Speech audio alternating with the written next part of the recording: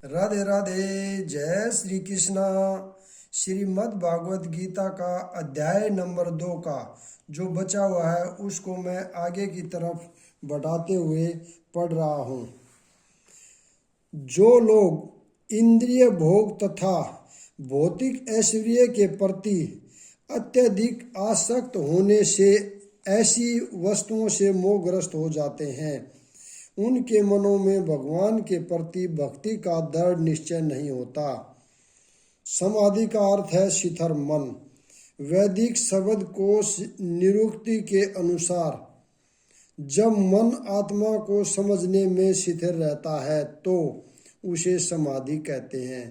जो लोग इंद्रिय भोग में रुचि रखते हैं अथवा जो ऐसी क्षणिक वस्तुओं से मोहग्रस्त हैं, उनके लिए समाधि कभी भी संभव नहीं है। माया के चक्कर में पड़कर वे न्यूनाधिक पतन को प्राप्त होते हैं। वेदों में मुख्यतः प्रकृति के तीनों गुणों का वर्णन हुआ है। हे अर्जुन, इन तीनों गुणों से ऊपर उठो, समस्त दैत्यों का लाभ तथा सुरक्षा की सारी चिंताओं से मुक्त होकर आत्म परायण बनो। सारे भौतिक कार्यों में प्रकृति के तीनों गुणों की क्रियाएं तथा प्रक्रियाएं निहित होती हैं। इनका उद्देश्य कर्म फल होता है जो भौतिक जगत में बंधन का कारण है। वेदों में मुख्यतः काम कर्मों का वर्णन है जिससे सामान्य जन कर्म से इंद्रिय तृप्ति के क्षेत्र से उठकर आध्यात्मिक धरातल तक पहुंच सके। कृष्ण अपने शिष्य तथा मित्र के रूप में अर्जुन को सलाह देते हैं कि वह वेदांत दर्शन के आध्यात्मिक पद तक ऊपर उठे जिसका प्रारंभ ब्रह्मा जिज्ञासा अथवा परम आध्यात्मिकता पर प्रश्नों से होता है। इस भौतिक जगत के सारे प्राणी अपने अस्तित्व के लिए कठिन संघर्ष करते रहते हैं। उनके लिए भगवान ने इस भौतिक जगत की सृष्टि करने के पश्चात वैदिक ज्ञान प्रदान किया जो जीवन यापन तथा भव्य बंधन से छूटने का उपदेश देता है। जब इंद्रिय तृप्ति के कार्य यथा कर्म कांड समाप्त हो जाते हैं तो उपनिषदों के रूप में भगवत साक्षात्कार का अवसर प्रदान किया जाता है। ये उपनिषद विभिन्न वेदों के अंश हैं। उसी प्रकार जैसे भगवत गीता पंचम वेद महाभारत का एक अंग है, उपनिषदों से आध्यात्मिक जीवन का शुभारंभ होता है।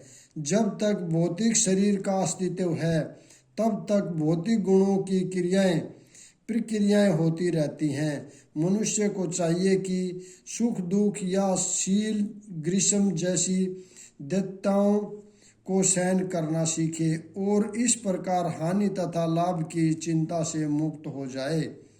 जब मनुष्य कृष्ण की इच्छा पर पूर्णतः आश्रित रहता है तो यह दिव्य अवस्था प्राप्त होती है। एक छोटे से कूप का सारा कार्य एक विशाल जलाशय से तुरंत पूरा हो जाता है।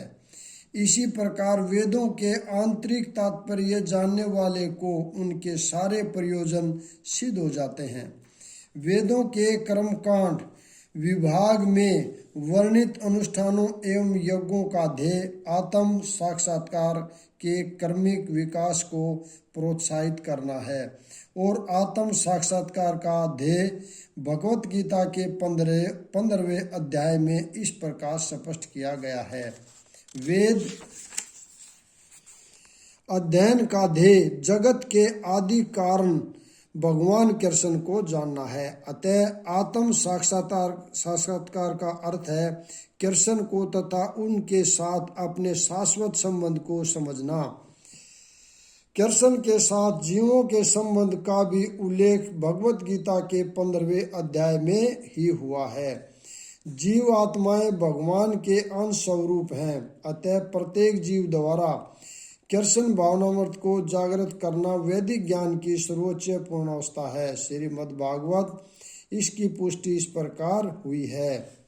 हे प्रभु, आपके पवित्र नाम का जाप करने वाला भले ही चांडाल जैसे निम्न परिवार में क्यों न उत्पन्न हुआ हो, किंतु वह आत्म साक्षात्कार के सर्वोच्च पद पर स्थित होता है।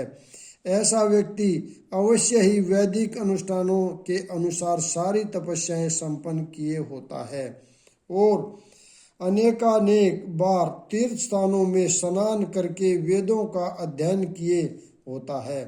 ऐसा व्यक्ति आर्य कुल में सर्वश्रेष्ठ माना जाता है। अतः मनुष्य को इतना बुद्धिमान तो होना ही चाहिए कि केवल अनुष्ठानों के प्रति आसक्त न रहकर वेदों के उद्देश्य को समझे और अधिकाधिक इंद्रिय तृप्ति के लिए ही सर्वलोक जाने की कामना न करे। इस युग में सामान्य व्यक्ति के लिए न तो वैदिक अनुष्ठानों के समस्त विधि विधानों का पालन करना संभव है और न सारे वेदांत तथा उपनिषदों का सर्वांग अध्ययन कर पाना सहज है। वेदों के उद्देश्य को संपन्न करने के लिए प्रचुर समय, शक्ति, ज्ञान तथा साधन की आवश्यकता होती है।